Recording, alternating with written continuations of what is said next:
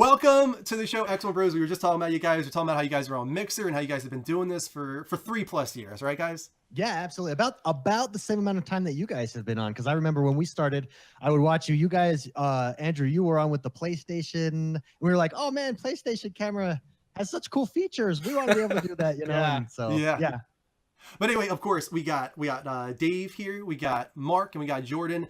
All of the XoneBros join us tonight. Of course, we had Dave on the show probably a little over a month ago, maybe 2 months ago. Dave, when was that? I think it was right after E3. Yeah, and it was still June, I think. It was like the first episode that we did, so it was the end of June. Right, you're right. Yes. Yeah, because we talked all about the Xbox One conference, which was a solid conference, and we had a very good discussion with you. But tonight, we want to focus more so on bringing attention to you guys. Like we want to try and get as much of our community, as much of the people watching on the front page right now, to go to mixer.com/XoneBros, because these guys put in tons of hard work, and as they said in their intro video, they are the positive gaming community. They live, they breathe that, and it's such a great thing to see that. They're like the Bizarro version of us. There's one extra. Yeah. They are playing on Xbox, and they're on a completely different platform. So it's kind of like the interdimensional. It's like DC meets Marvel for the first time. I think we're DC. No, yeah. I don't know, man. I'm pretty dark and negative all the time, and most of my stuff comes out to suck. So I don't know, I could be DC pretty well. Yeah, there we go. No, hey, thank you so much, guys. Yeah, we a lot of people I think sometimes misinterpret what positive gaming means. That's been our slogan. Basically, what positive gaming means, we're tired of fanboy wars. We're tired of people taking gaming way too serious. Like sometimes gaming critics take it way too serious, or mainstream media websites. We like positive gaming, and if you're not having fun when you're gaming, then you're doing something wrong. It's kind of the motto we live by. I don't know, man. Have you ever played Dark Souls games? Because I do not have fun with that. Not for everybody. That's when you take a walk. You just walk, just take a 5-minute break. See, that's not a game. That's called a workout, and I don't like that either. You know what I want to find out is I want to learn how you guys really got started, because you guys are family. Your brothers, your cousins, you guys are family. Like, how did brothers this all start? and cousins at the same time? Mark is the cousin. Right? That's a little concerning, dude. I'm speaking the truth right now. Mark is the cousin. Jordan and Dave are brothers. Like, how did this all start? All right. Mark, take it away. Tell him. We've been playing games since we were kids together, and we always talk video games. And right about when the Xbox One was initially releasing, yes, we were like a month before, maybe. Like a month before, we were like, because we have these discussions all the time when we're talking video games. We're like, oh, you play this game? Play this game? Yeah, that's awesome. We're just like, you know what'd be awesome? Let's record this. Let's do a podcast. Right? Let's record our discussions, you know? And then we came up, we could call it the XoneBros. Yes. Yeah. And then that was it. Yeah, and then we just started doing it. It really is as simple as that. Yeah. And, Did it start off like just audio? Like, how did you guys go? no, so I used to. All at separate locations. We were all at separate locations. I used to watch This Week in Tech a lot, and I really liked how they did their setup as far as their podcasts. You know, they did it live, but then they also sent the podcast out how they normally do. And I thought, why not let us do that the same way? And that's kind of how the feel of our show goes. It's just off the cuff. We just record it. I like the live feel, and so it was just a decision. Let's just do it. Press record. Let's do this. Yeah. As tonight, if you listen to our show, so just like tonight where we messed up, you couldn't hear our audio. That happens all the time. So to see how we know that very well. Yeah. Were you guys there? I don't think he was. I bet you he didn't watch. So. Do you want to take it? So when Dean and Greg left the show, and it went back to just myself and Mike. Mike was already like on the hiatus. He hadn't been on the show in a while, so he was coming back to fill a seat because I needed a co-host. And we had this big skit planned, like this. We thought hilarious skit. We're gonna do a skit welcoming back Mike after his long journey, his walkabout. That's where has he been and all that kind of stuff. And we go through this like 3-minute skit. And then we go to the intro, and I look at the mic, and I realize it was muted the entire time. And at that point, honestly, it was one of those moments where I was like, Or doing it again. Like, yeah, we literally reset. We're gonna do take 2 because we set up this whole skit. We rehearsed this whole skit. Like, we're not gonna not do the skit. We got 20 people in the room right now. We can redo it. Why not? Right. So we literally did a 3-minute retake of the skit with the mics on the second time, and it went much better on the second run. We definitely should have practiced it one more time before. The second night went much better than the first night. We've done that. We've done like a lot of our show before. And so before, when we initially started, we were doing this at night. Yeah, like late at night. Late at night, all on separate, like on Skype and stuff. Yeah. And we would record entire shows, and like my computer would crash, and we'd lose everything. So we'd have to go and redo the whole show. We'd have the exact same conversation like 4 or 5 times. If you listen to like episodes 1 through 5 on our podcast, it's hard to sound excited after. Yeah, we sound bored. We're so tired. That's why.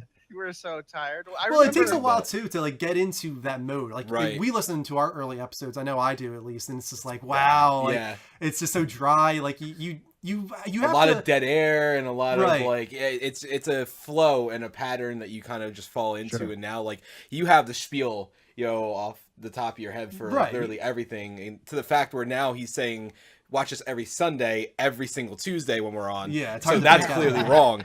But you know, you definitely get in the flow, especially like, and I'm sure you guys, I mean, you have your, you know, mess ups and everything like that here and there, like we will too. But you know, you kind of are used to, okay, are the mics on?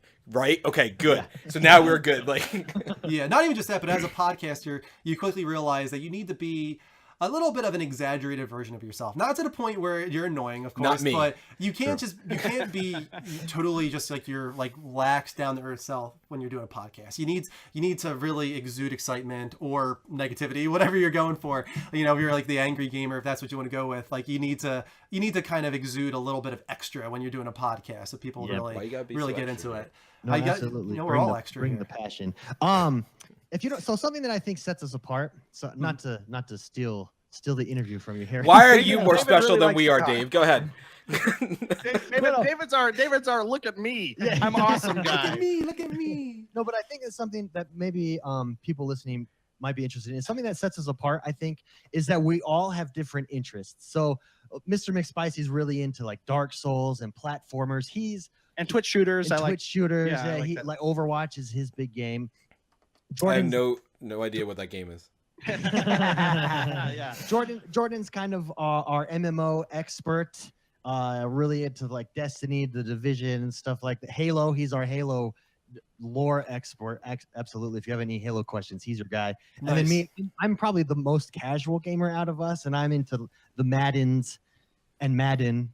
And sports. Yeah, you like the sports games a lot. We all have different opinions that we can throw around and make fun of each other with, I guess. Yeah. So yeah.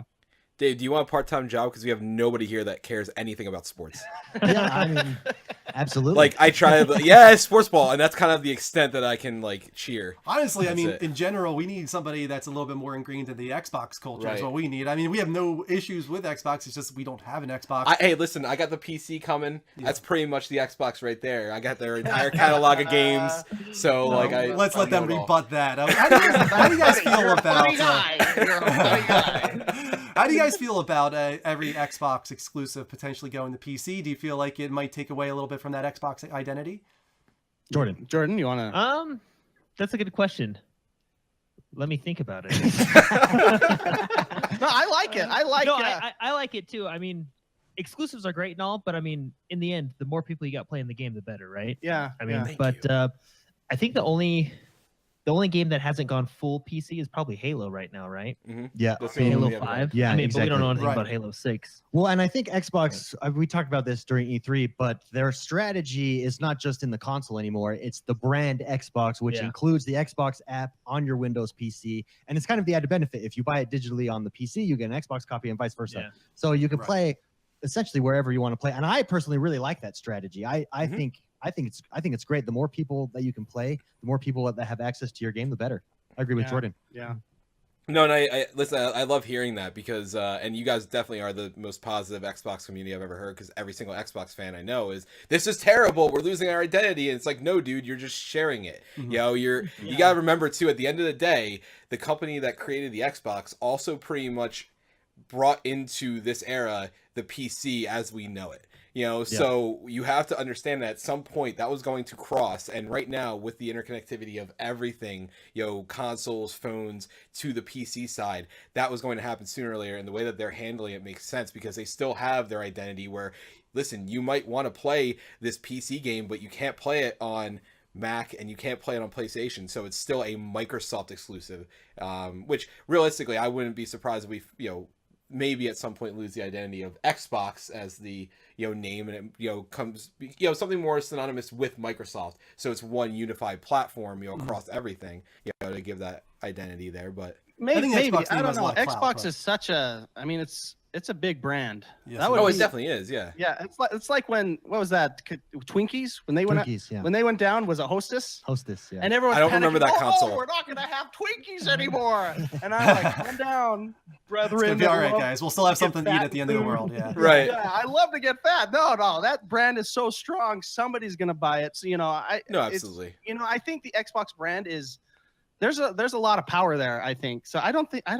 Maybe if something drastic happens in a while, I don't know, but Yeah, I think. Well, there was- oh, sorry. Go ahead. No. I was just gonna say my theory is more so you're going to see the Xbox title become less of hardware and more of software in the same yeah, idea sure, of true. Steam, I gotcha. Origin, something like that. To where Xbox is going to be where you go to buy all the greatest. I mean, that's the games. idea potentially in general when it comes to console future. Our question of the week was, Sony's isn't. what are you expecting from next gen, new gen, whatever you want to call it? And the idea is potentially, what if it gets to that point where things are apps? What if things are just software, like Steam, like this, like that, and no longer have that identity of like a hardware that you have in your house? I know I think Scoozy was maybe the one that predicted that might even happen next generation, if we want to call it that. I think it's a little too soon, personally, but we're moving on to Xbox One X, about to come out in the very near future. It's, you know, their version of incremental is somewhat in the same way as PS4 Pro, of course, more powerful than PS4 Pro. How do you guys feel about that? Do you think this is the start of a new generation for Xbox, or do you think this is just incremental? I think it's just incremental. It's a big incremental in the respect that you've had 4K and HDR make a big splash in the TV, in the entertainment industry, right? With televisions, with computer games. Well, computer games, you got to have a ballsy computer in order to do it. That's actually, that brings up a point. I think where consoles have a edge right now is the HDR capable stuff, because I mean I have a gaming PC. I'm a PC gamer. I'm a PlayStation gamer and I'm an Xbox gamer. I just love to play video games, you know. And setting up HDR on my Windows 10 computer was it wasn't a very fun experience. You know, and there's not a lot of games that support HDR. Whereas right now with the Xbox One X, Plug and the play. PlayStation 4, it's plug and play. It's plug and play for so, HDR. And that's been the argument for consoles for a long time, is just plug and play games, you know. So the convenience factor, and with the price, 4K TVs are so cheap.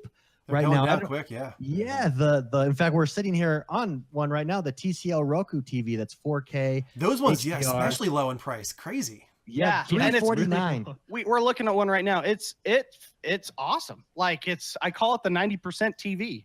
It's you get 90% power for $350. I mean, Why spend a week? Why spend trying to figure another out, yeah, what was wrong with it? another The price was so $1,500 to get that 10%? You know, it's a really good TV for such. I know when it comes to, like, I've looked at articles when it comes to the top range, the mid range, and the low range. I can't remember what the TCL Roku fell into, but it was considered the top of the range that it's in.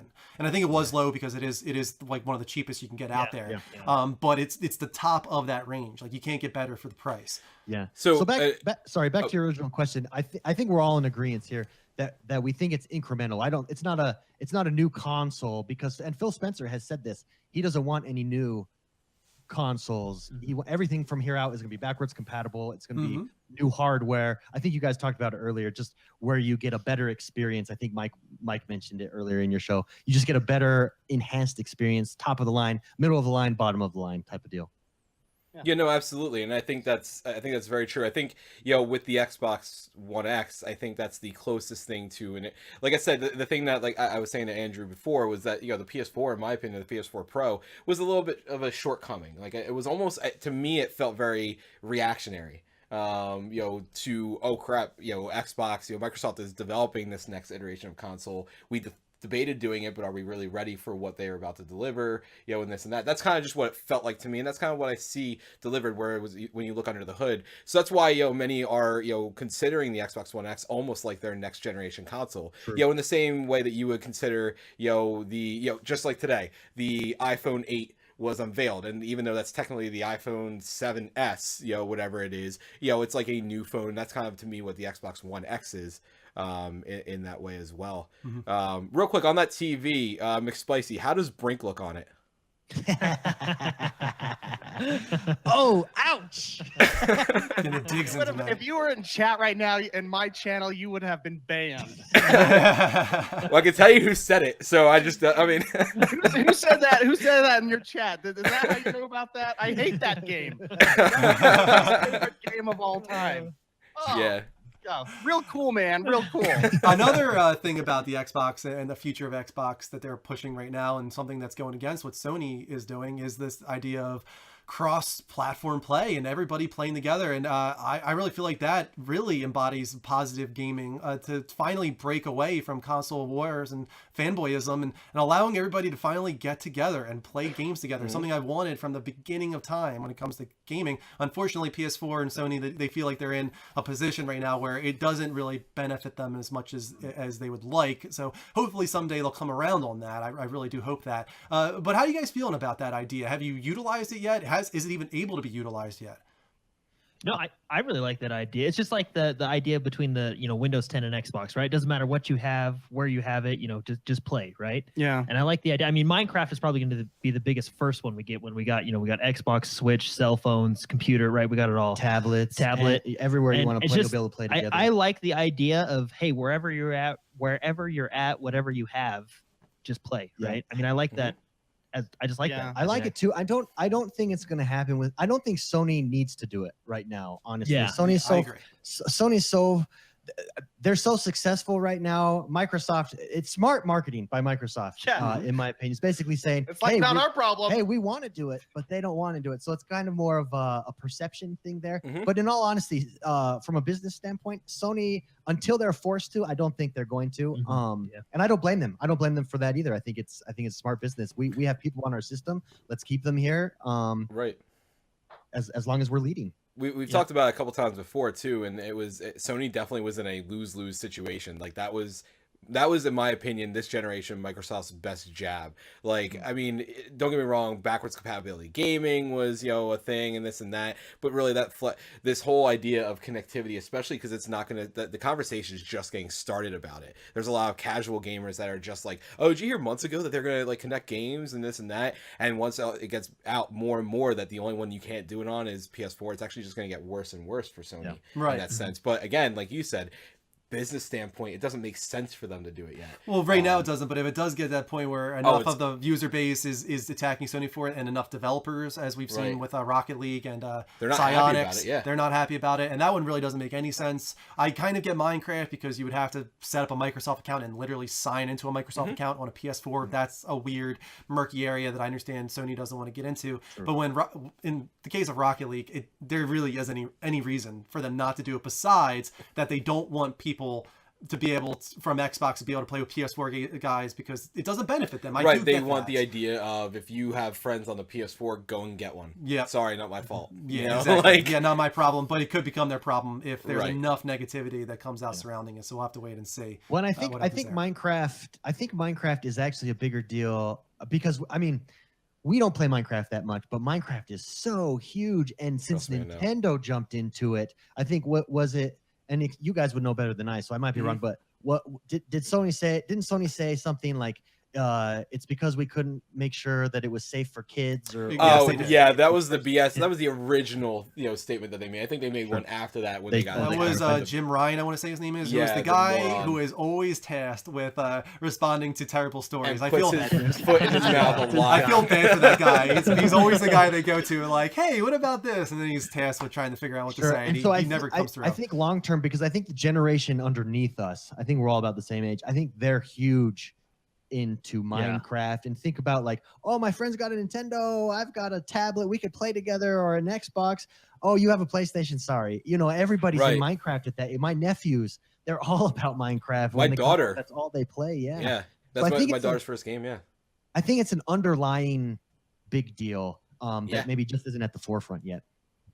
No, I agree. Absolutely. Yeah. I think it's like I said. That's why I said before. I think it's a developing thing, and as it goes on, and as more of this casual audience finds out, and as parents especially, like imagine, like I said, the casual audience, because I'm talking about people I know, like at work, they're like, "Oh, did you get Destiny?" Like, yes, I got Destiny.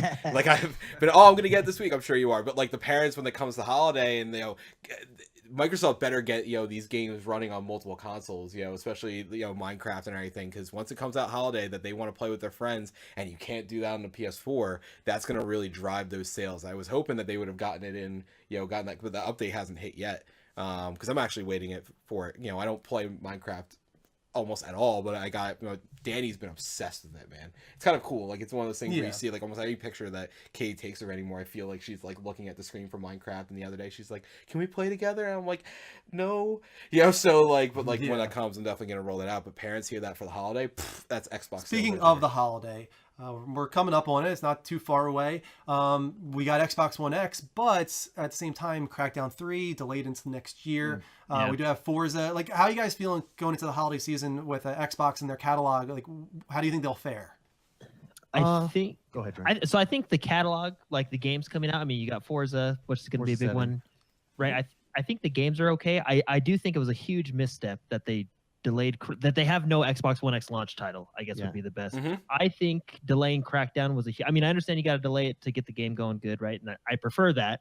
Yeah. But I think they should have moved Forza 7 to launch with the One X or so. You know what I mean? I feel like or held something back. You got to bundle something with the One X. You know what I mean? Like a big. Doesn't Forza come a week? Forza 7 is a month before. Yeah, I would have pushed that back a month, even though we wouldn't have that for a month. But that would have. I mean, look at what Zelda did for the Switch. Yeah, I feel like it was a misstep on their part not launching any big name game with the One X, but. Yeah, no, it definitely was. Forza 7 is like Digital Foundry when they did their analysis of the power of the Xbox One X and stuff. They always used Forza 7. It's a beautiful game. It's a graphic. It's a showstopper. I mean, that's what you show off your graphics with. They could have easily moved that back. I think that was one of the big issues I had with E3 and Microsoft. They did have Forza there, of course, but that's like the one thing they keep showing off. At the end of the show, like their showstopper moment that they were trying to shoot for was Anthem, a game that's not coming out. Who knows when that's coming out, and is not exclusive to Xbox. Like, why wouldn't you take that opportunity to show off a game that you can't play anywhere else? A game that's going to look amazing on Xbox One X that you can't play anywhere else. I was hoping that they were going to find that game and deliver it this year. As you said, Forza could have been it if it came out at launch. But even so, simulation racing, especially with this one being Motorsport instead of Horizon, not like the biggest audience there, right? So it's no Zelda. Yeah, but I mean, it's a niche game. It's a good game. But I agree. Yeah, it's not a Zelda. I mean, Cuphead comes out this month, or did it just come out? Cuphead? Yeah, but that's September, end of this month, right? Yeah, I mean that's not really holiday. And but that's not even an exactly Xbox One X launch game, right? That's like, exactly. I mean, you could. Congrats! I had a TV in 1950 that could run the same type of graphics. Like, right. Real quick, not to cut everybody off, but we're doing the raffle in like literally under 60 seconds. So I want to get that set up and make sure anybody watching on the Twitch homepage, make sure you click our channel. We want to give this game away to any of you, but you have to be in the channel and in the chat in order to qualify. Why don't you go over how they can enter that? So what we're going to do is we're going to put the raffle in the chat. Thank you so much for the sub that just came in. But we're going to put the raffle into the chat. It's very easy. We made this one simple so that everybody could get involved. All you have to do is have 100 trophies. And to get 100 trophies, all you got to do is follow. So all you got to do is follow the channel to have trophies. And one ticket is all you can buy. It's 100 trophies. So once we enter the raffle, which is going to happen any second now, you're just going to put !raffle !1. Everybody's going to do that. Anybody that wants Destiny 2 on PS4 in the United States, unfortunately, that we did have to restrict it to United States. You have to choose a location, and I would think that most of the people watching right now are from the United States. So that is the region that it's locked to. You won't be able to get it anywhere else, and it is a digital code. It is. It is. We're not going to ship you the game. Not done yet. It's not going on yet. I mean, actually, no, it technically is. So we're about to launch it now. We're about to launch it right now. If you guys wouldn't mind holding on 1 second, XoneBros. Sure. Yeah, no problem. We are launching it right now. You should see it pop into the chat. We will double check to make sure it happens. Let's see. Did it begin? It doesn't look like it began. I might have to refresh GatherBot. Yeah. All right, hold on a sec, guys. I'm going to refresh GatherBot because it doesn't seem like it entered. Yeah, and you have to be following the channel to win. You have to be following the channel in order to have the trophies in order to take part. It does look like GatherBot is running really slow right now. That's the problem. So we're going to refresh GatherBot. That might take a minute or two, guys. In the meantime, sorry, what were we discussing on your guys' end, XoneBros? Sorry to cut you off there. Yeah, no problem. We were talking, you had asked us what we're looking forward to for the holidays, especially with the Xbox One X. And I know for myself, because let's be honest, there's not a whole lot of Xbox One X. In fact, is there any coming out with the Xbox One X? But what I'm more excited for is all of the Microsoft titles or all of the third-party games who have promised to re-enhance their games, go 4K, go with new textures. Games that I'm looking forward to are games like Diablo 3. Diablo 3 on the console does not look that great. I'm really excited to see them make it look more like a PC. Forza Horizon 3 is going 4K HDR. That's already a beautiful game. I have saved myself for Witcher 3. There we go. The DLC. I played Witcher 3. They announced that they were going to do it. They haven't announced what. Yeah, they said they're going to do something. I hope it's Geralt's hair. I want to see those silver locks just that bouncing NVIDIA around. Hair mode. So, and I get that, and there's a lot of really great support. I mean, Shadow of War is really being pushed for Xbox One X, and really a lot of people have gotten early hands-on impressions of that. Unfortunately, we didn't, but a lot of positive reactions from that. Like, this is great. And one of the things, and this conversation might get interrupted, I'm sure. Okay. But one of the things that it's an interesting thing because it's kind of going back and forth with concerning to understanding to. No, that doesn't really justify it. So I constantly am arguing with myself, and I think I talked to you about this the last time you were on, Dave. But Microsoft's identity right now, and it seems that while Xbox has a great identity for great console space, great for gaming, is that their identity? You figure, and I heard this conversation handled pretty well in another podcast. Kind of funny was talking with a couple of people about it, but you have PlayStation, who is we are a gamers console for first party games. This is what we are. We have Uncharted, we have The Last of Us, we have all these other first party titles and exclusive second party titles, and even sometimes third party deals. Whereas Microsoft, they had Halo, they had Gears, they have Forza, and they try to do some of these new exclusives like Quantum Break and everything that don't always work out.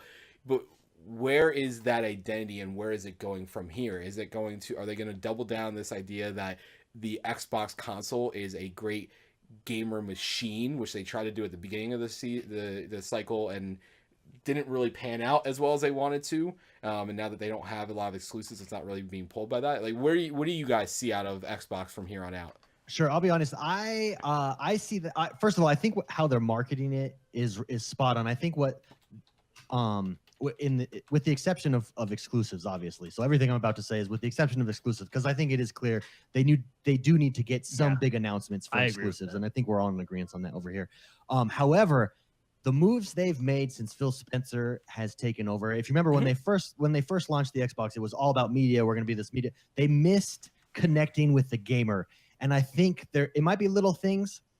But I do think that's their identity. What we're doing for the gamer, whether it be cross-platform gaming, whether it be having the most powerful gaming console on the planet, the best social space to play games with Xbox Live, stuff like that. I do think they're positioning themselves to be the gamer's console, the best place to play video games on the consoles. That's where I think. I don't know. Do you guys agree with me? Disagree? Yeah, I agree. I agree as far as keeping exclusives out of it. Sure. Yeah. At the end of the day, also, good games sell consoles. I mean, look at Zelda. Oh, Yeah, definitely. Zelda is a perfect example Right. of that.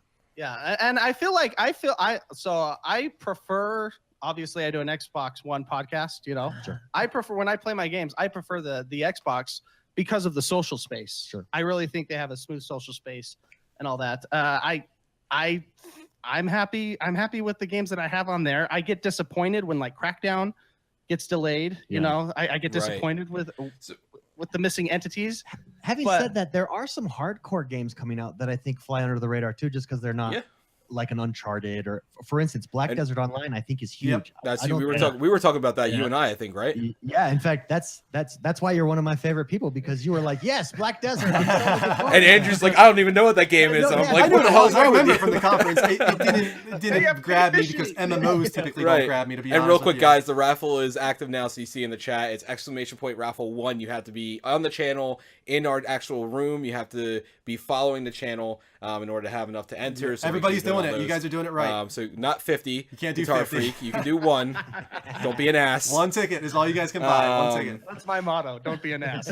Right. Oh, trust me, I say worse than that, but I'm not allowed. We're on the front page. Also, Mommy's one watching. more thing, since we are at 10:51, guys, we will be leaving the front page in 9 minutes. So once again, come to the channel so that you don't lose us. We'll be on for at least another hour and a half, 2 hours, because we're going to be doing through all the stories still, and we have Destiny 2 co-op that we're going to be playing after the show tonight. So come to the channel right now. Come to twitch.tv/The Level Up Show. Leave the front page. Join this wonderful community here. Which, if you guys, Xbox One Bros, I know you said, who is it, McSpicy is into Destiny? Yeah, if you guys are able to get on there or anything like that, I would love to play with you guys. On the PS4, of course, but I'm sure that's not what you guys have. Maybe cross-platform will be unlocked by the time. Right. Hopefully. By the end of this show, it's going to be announced. You see, Phil Spencer's about to come on. Let me make a quick call. One more thing. No, but realistically, and it's one of those things where, and I see that, and I respect that. I love that. I love that they're doubling down on these exclusives, kind of like they tried to do. Yeah, they did it with Sunset Overdrive at the beginning of the console generation. Black Desert Online is great to have. You know, Cuphead is a great not internal team that turned internal team. Same thing with what's that other indie that you and Dean were like, you know. Oh, Googling well, unfortunately, that was definitely a milkshake duck moment. Force? Yeah, that was milkshake. That's not with that freaking term. It was like the very like Blade Runner looking game they showed off at E3 with like really crazy art style. I think it was called like The Last Night or something like that. Or thank you, Guitar Freaks. What was it called? I can't remember. It turned out that the guy had some pretty terrible comments that he had made on Twitter several years ago, and unfortunately put a damper on the whole thing. But it does look beautiful. It looks like a beautiful game from an indie perspective. So I'll keep an eye on it. Right, but there's that one, and they have a lot of these indies. I think my concern is that you have this, and here's my issue with Xbox, is that I think I briefly had talked about it before. This is the first console generation ever that I personally chose my PlayStation over any other console, because I mean I could have gotten the Xbox One and I could have gotten the PS4, and I chose to go PlayStation because I like what I saw with everything, and I thought there was a lot more people that were going to have it that I knew, and I was right with that. I did get the Xbox One later on, but my concern came out of what are they offering me that would be unique and different that PlayStation can't offer me. And I feel like while having these things like exclusivity for a period of time on Tomb Raider and on Inside and on PlayerUnknown's Battlegrounds when it comes out, and I would imagine same thing with Black Desert Online and some of these other indie titles, all these things will eventually come to PlayStation where I might not care as much. And what makes the Xbox game-wise different, like Nintendo does, PlayStation does, and so to see a game like Crackdown, I have more understanding for that because that's my game. That would be a game for me to buy an Xbox for, but I'm getting a PC. So like, what am I getting an Xbox console for at this point? Like, what makes that the need for me to have? Sure. Well, I mean, at this point, I think Xbox would respond because you'd have the most powerful gaming console. Yes, clearly. Right. You got that one right. I like that. I mean, it's great mottos. Right. But does that frustrate you guys? I mean, it does, but I think there's also a difference in gamers that are attracted to PlayStation versus Xbox. Mm-hmm. When you look at Xbox, I think Xbox has a lot more first-person shooter games on there. They have Halo, they have Gears of War. Call of Duty has always been a mainstay on the Xbox, like at Xbox tournaments and stuff. But that's kind of changed. Right. You got there's a lot of change up with like first person shooters, and that's what I think is another concerning point. And that's also what concerned me at the beginning, because at the beginning of the console generation, you saw the introduction of, hey, Call of Duty is going to have exclusivity on PlayStation now. It's like, oh crap, and even Battlefield went that route, whereas they kind of were switching up and everything. And so it was, that's what I was saying. And it's one of those, I want to see Microsoft, survive, and you guys have stayed tried and true, throughout. So I'm definitely, jumping on and off the bandwagon like I'm at a parade. But it's a little bit different where I feel like you guys are. So that's what kind of where I was trying to gather. Yeah, well, for me, so I think we're similar because I mean you have it looks like a great gaming rig. You have a good, you have your Xbox and you have your PlayStation. So that's my boat too. I have them all in front of me over here. Right. I don't know. I personally just prefer the easiness of the Xbox because I have all, I have my gaming PC just right here too. But I just like to kick back with a controller. And I know you have I have my controller for the Windows computer as well, but there's just something about just turning it on and there's everything on the left side. My friends, I have all my friends. Okay, let's just game. I don't know. It's just it just feels better than it's more of a relaxed, casual stance. Like I'm in like a casual stupor. Whereas when I play on my PC, I get in the mode, and I get all like uptight and I have my mouse, keyboard, and I'm so focused. When I game, I want to be more relaxed. And does that make sense? I 100% agree with you. I'm with you there. I'm all about relaxing. Unfortunately, with the PC now, I do have to game on that pretty often, especially because whenever I game, I stream at this point. Like it's my only chance to play. So I'm in front of a computer screen. I'm in not the most comfortable chair in the world. But if I had a choice, I would be laying on the couch underneath a blanket every time I play a video game. I want to do 3 things real quick here. 1, congratulations to Baz033S for winning Destiny 2. Congratulations. Great guy to get it to. Huge supporter of our channel for the longest time. You deserve it, man. Thank you so much for all your support over the years. Enjoy Destiny 2. 2, we are just 3 minutes away from getting off the front page. So I want to take this opportunity right now to say, everybody go to mixer.com/XoneBros, give them a follow or more. At least give them a follow. These guys are the most positive Xbox community you're going to find out there. They're on every single week with Xbox podcasts, and they've got their YouTube as well, of course, where they archive a lot of game streams. They're doing a lot of stuff with Destiny 2 right now, helpful tips and stuff like that. Just pretty much anything you would expect. Like you will find with the X1Bros. So everybody go to mixer.com/X1Bros, and from there you'll find a whole bunch of links for their Twitter, their YouTube, their Patreon, their Patreon, of course, where you can support them in a big way. Do that. Do yourself a favor and give these guys your support. And lastly, going back to the Xbox conversation, Crackdown 3 delayed into the next year. And really, we don't know anything else about what those guys have up their sleeves. Right, but when Phil Spencer came on board, I was like, this guy's got a plan. He's like, I am a gamer, and I want to see the games come. And I'm like, look at the time he's played in like Civilization 5 and stuff. Or Destiny. Right. Well, that's the thing is like the time played. Yeah. So is it just a long con that's going on right now? Right. Like where Phil Spencer is got all these things in the works, all these huge AAA IPs, and he's just waiting for the moment to unleash them. That or he's like Kevin Butler, where he's just fake. He's not really like a gamer at all. He just like.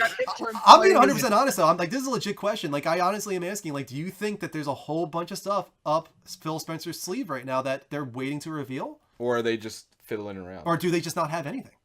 Well, I mean, I don't know. I don't think I can speak to that. I think this next E3 they have to come with a big exclusive. Yeah. I don't think that's a question. Yeah. However, I mean, they do have stuff like EA Access, which is good. I mean, that's great. Yeah. It's these casual. I feel like it's a difficult conversation because ultimately they do need to have a big exclusive, and I think Scalebound really hurt them. The way I was excited for that one. Everyone was excited to put on Beats headphones and go fight dragons. Yeah. Who wasn't? But that ultimately really hurt them. So I don't know. I think the next E3. However, I think the conversation always goes to, can Xbox survive? They're surviving. Oh, they're fine. More than surviving. I don't think it's an issue of whether or not they'll exist. They're going to exist. It's do they pull people over from the other consoles? And at this point, if you're already here, you're here. I don't know how many people from Sony are that are exclusively on the PlayStation are getting an Xbox One X. I wouldn't imagine it's very much. It's probably people already, invested in the ecosystem that is Xbox One. That's where you need games. Or people that want the most powerful gaming console ever made. Yeah, there you go. The snobs, the electronic snobs. Yeah, I'm one. I got one. I pre-ordered, so I'm Right, happy. no, and let's be realistic. I mean, the Xbox One X is doing far better than I anticipated. So they're definitely doing something right. So it's definitely one of those things where my approach to a lot of these conversations always does come out negative because I'm like, what are you doing? And I think to me it frustrates me because I do know like how business is supposed to work, and I have the idea of I'm both a gamer and I know the business side of it. So I don't understand why they're kind of playing neither side and they're kind of just almost in the middle, but the Xbox One X definitely sold far better than I expected it to. I don't know if I would say that. I don't want to be the negative guy here, but what console hasn't sold out its pre-orders? What new console really? Like the Wii U. I think honestly, even the Wii U, I would. No, you're right. The Wii U. I would be surprised if even the Wii U didn't sell out its pre-orders. That's just the way it works now. But if it was going to be a pre-order flop, consoles. well, no, the PS4 Pro. Absolutely. No, that was sold out at the very beginning. No, it was not that pre-orders bad. It was. Yes, it was. I remember the stories. PS4 Pro. You might have seen it during the holiday when they put it back in stock. But pre-orders, they said we're sold out. All this kind of stuff. It's got the best pre-orders. All this kind of stuff. It always happens. I think every time I see a console launch, it breaks records as far as pre-orders go because that's the way things are moving towards people pre-ordering. And let me put it this way though. So to me, it's one of those things of a business strategy wise. I get that it's a great space. It's a great console to have as a gamer. I think what frustrates me is they've had all these times where people are saying to them, industry insiders, I'm gonna guarantee you 90% of their internal team, talking like, what have we got to show what we are besides relying on maybe and they don't get me wrong, the casual base is definitely loving them as well for a lot of things, but what have we got to show these people that people like me, like, why am I going to get another Xbox One? There are a lot of people even in our community, let alone people I talk to, like, why am I going to get an Xbox One X again? Show me what you got. And if E3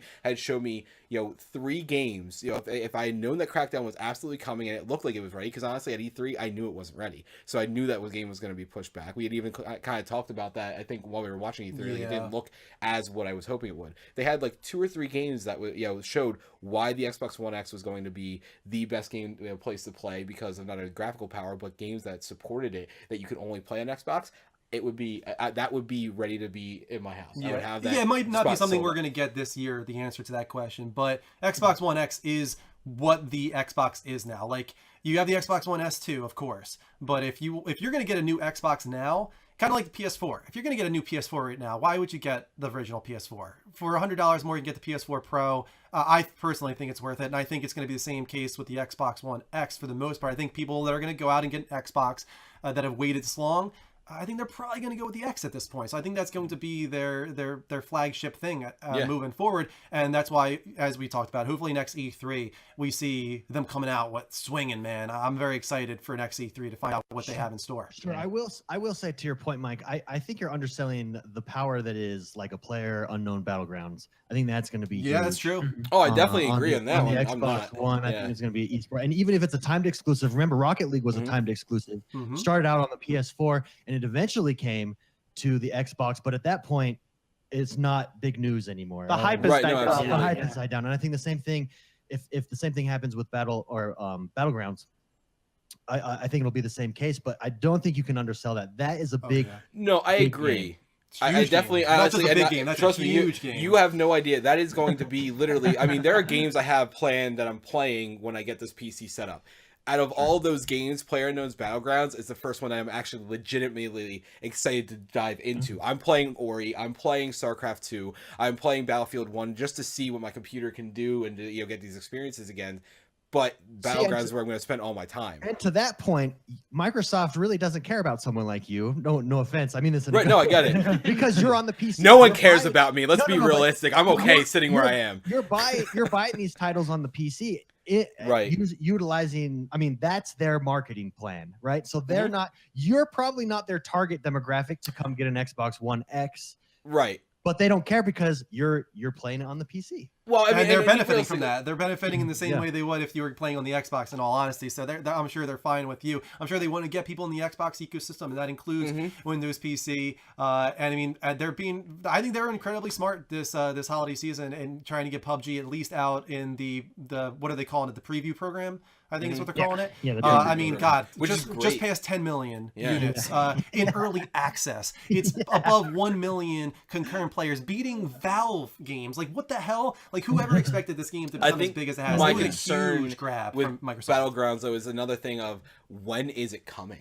And that's what I think my problem is that there's there's so many clouds around Microsoft right now. Like I feel like they're in China with how much smog is going on. It's late 2017. So no, they pushed it back, didn't they? They pushed back the main release, but we're getting the Xbox Preview Program version of PUBG this year. That's the whole increased partnership between Microsoft and Bluehole is that they're working together to ensure that this thing comes out this year on Xbox One, and they need it to. They really do. Like besides Forza, that's their one big thing that they have. So having said that, there is, I mean, it's valid. They need a big game. No one's disagreeing with that. But I do think that sometimes that can be overblown a little bit. Well, I think so too, because you mentioned there are clouds around, Microsoft or Xbox One, and as I just game, I just like to play video games.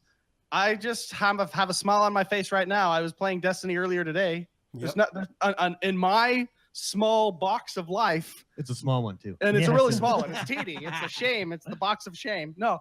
I'm happy. I'm extremely happy with Microsoft, and I'm extremely happy playing my Xbox. Right. No, I get that. Yeah, you can't underestimate third parties. I mean, third parties sell the best every holiday season for the most part. Call of Duty, Battlefield, Assassin's Creed. Those are going to be the best-selling games once again this holiday for the most part. It happens pretty much every year. And those Xbox guys that only have an Xbox, they don't care that Assassin's Creed is coming out on your PS4. They don't care that Call of Duty also is coming out on PS4, or even if it does better on PS4, they're happy because they're like Mark. They have a smile on their face. They're playing. They're playing their games. Yeah, it's video games. And that's your thing. You guys got it, man. Positive gaming. It's all about just having fun. Just enjoy yourself. Stop caring so much. We talk about this because it's the culture of the show, and this is what people want to hear about when you do podcasts. But in the end, it's about just having a good time. Like that's the end of it. Yeah. Mm-hmm. No. Yeah, and like that. Right, and that was, and like I said when I first started this, long beginning of this conversation, this was like my interview part where I'm like, okay, talk about your divorce, the stuff that you don't want to normally talk about. Like that was that like weird, uncomfortable, like, listen, I'm going to talk to you about it. Like, let's get out of the way. I just think, especially with, I don't know what you would call it, the mainstream media, IGNs, I feel like they are so. And this is actually what I forgot to mention this. Sorry, I'm going on a tangent here as well. A tangent from a tangent. When we originally started our podcast, we wanted to be positive because at that time, right now, positivity is a lot stronger, I think, in gaming than it was. But back then, it was so negative. Yeah, it was really hard for me to watch on Twitch. I have given up TV. I just watch Twitch every day of my life. And there was nobody being positive about video games. And that's actually why one of the reasons we started the podcast was to be positive, to be just a place where you could just enjoy the games that you've played and that you want to play and that you're going to play. Yeah. I think that going back from that tangent to the IGNs and to the mainstream media, they get so focused on the numbers. And they get I see people going, why did the Xbox One X the pre-orders sold like hotcakes? Well, that's because people want to buy some pretty high-end stuff and they want to have a good time playing video games. Right. I feel as though at the same, you can be very focused, very, just tight and just about the logistics of what's happening, but at the end of the day, it's about video games, and people like to have fun, and people like positivity. And I think one of the most iconic examples of that was the Destiny 1. I don't know if you guys are a big Destiny 1 guy. We loved Destiny. I mean, it has me. I didn't play the game. It has its part. He's being sarcastic. I mean, I'm actually getting into Destiny 2. I didn't get into Destiny 1 because for the most part, I'm not a first-person guy, but I will say that so far, I'm really enjoying it. Oh, it's so good. But Destiny 1, if you remember, the reviews that came out were like 5s and 6s, and they hammered it. And then it's the number one selling game, the most played game on all consoles. And I just think there's a little bit of a disconnect, just to Mark's point. And why I appreciate your guys' show. I think you guys represent positivity in gaming, just having fun. Let's play games. Except for when I talk. And that's kind of what we're trying to do too. And I think they missed the point. Like when they do a review for Destiny 1, was the game fun? Yes, that's why it's the number one selling game. Yet they rated it a 5 because they got so hung up on, well, there was no story. And it's like, well, yeah, there was no story. but it was so fun. Right, and that's the thing, and you know, it's funny. I was thinking about that earlier, and yeah, like I said, overall, that was just more so like my interview type, you know, questions towards you guys. I would love to get, you know, everybody's feel on that, especially with, you know, Xbox, and, you know, trust me, Sony has their own, so anybody that's a diehard PlayStation fan, I'm gonna, you know, go in the same way. But, you know, I'm the same way with you guys. I'm all about the gameplay. You know, Destiny 1, I put a ridiculous amount of hours into. Overwatch, just as many, I would say, almost in the 1 year, and this guy has no idea why. He's like, where's the story? I'm like, why do you care? You know, I'm the guy that plays things so yeah, I mean, I'm usually the guy that plays things mostly for story. It wasn't so much that for Destiny 1 that didn't grab me. I don't know. I think this one for some reason feels more cohesive than the first one did. Yeah, for sure. Yeah. It feels like I'm in this world. I'm not leaving this world. It's all connected in a much better way than the first game. And that's not to say the first game was bad. It's just I was playing other things at the time, you know, whatever. But this one, I do think they got it right. They did it's something so much more immersive. Absolutely. Yeah, it is. It feels more immersive, and I feel like I'm getting sucked in. They have a map. Yo, let me tell you, if I have one gripe about that freaking map, is if I can't see my fire team's positions on that map within the next month, I swear to God. Squad. Yeah. Right. Just like a little dot or something. But. Right. Like Johnny. Oh, there's that. There's a public event going on. Where? Over here. Okay, thanks, bud. Yeah, I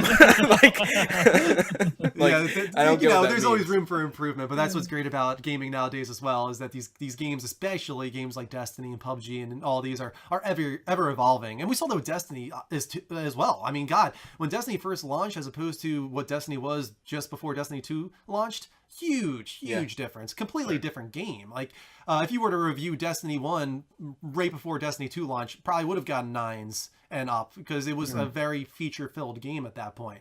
So, you know, that's the thing right now, is these games are ever evolving. I do think we have a lot of show to get through still here. I loved having you guys on for this amount of time and talking about Xbox and positivity in gaming, and I think everybody can see that in the chat. You guys are easily my favorite. You know, Dave, when we had you on before, I said it back then, and I'm going to say it for you guys now. I love having, you know, your group on. You guys are all not only positive but fun to, you know, converse with. When I shut up and let you guys actually speak. You know, it's no, seriously, I like you guys. You're fun. And it was so nice having both Jordan and Mark on tonight too. It was great having you guys on. Yeah, absolutely. Thank you so much. We feel the same about you guys, especially our Black Desert brethren. You guys better get that together and play. I know, that would be. I'm not kidding. I want every person that we're going to be doing these partnerships, these spotlight streamers and anything with. We are going to do a cross stream, you know, type situation at some point when I get these things up. That's my intention. Growing this community. Seriously though, we really appreciate it. Thank you so much for having us on. We love your show. Like I said, we've been watching from the beginning. Really appreciate it. Thank you so much. We're humbled to be on your show here. Oh, we appreciate that. Guys, Dave, Jordan, Mark, they are the XoneBros. They are the positive gaming community, as you guys could so clearly see tonight. Bros. Yes, mixer.com/XoneBros. Everybody in the chat. We got 127 people right now. Every single one of you better go to mixer.com/XoneBros. Follow them there and check out all their other channels as well. YouTube, Patreon, of course, the best way to support XoneBros. Go over there as well. iTunes or wherever podcasts are, we are there. There you go. You'll find them all over the place. They're everywhere. Guys, it was a pleasure. Are you guys on Zunes? Zune. Being with the guys, it was a pleasure having you on. We hope to have you on again in the future, of course. Yeah, thank you so much. We'll see you guys later. Thanks. All right, Have take care, guys. Hey guys, thanks for watching, and we hope you liked this video. If you did, hit that like button below and subscribe to our channel. Don't forget to check out more of our awesome videos. We are your #1 source for all things positive gaming. Check out our website at XoneBros.com. You can see the link in the show notes below. And remember, if you're not having fun gaming, you're not doing it right. We'll see you guys next time.